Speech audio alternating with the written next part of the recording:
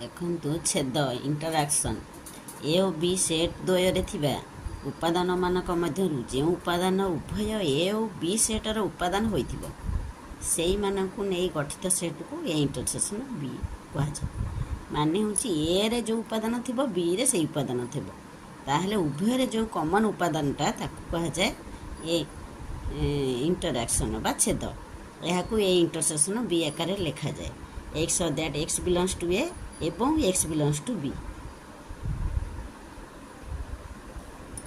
ଗୋଟେ ଏକ୍ଜାମ୍ପଲ୍ ନେବା, ଏ ହେଲା 1 2 3 4 5, ବି ହେଲା 4 5 6 7 8। ତାହେଲେ ଇଣ୍ଟରସେକ୍ସନ୍ ବିରେ ଉଭୟରେ କିଏ ଅଛି? 4 5। ଆଉ ହେଲା ଗୋଟେ ଡିସଜଏଣ୍ଟ ସେଟ୍, ମାନେ କୌଣସି କମନ୍ ଉପାଦାନ ନଥିବ। ତାହେଲେ ଏ ଆଉ ବିର କମନ୍ ଉପାଦାନ ନଥିଲେ ତାକୁ କୁହାଯାଏ ଡିସଜଏଣ୍ଟ ସେଟ୍। ଏ ଇଣ୍ଟରସେକ୍ସନ୍ ବିଟା କ'ଣ ହେବ? 5 ହେବ।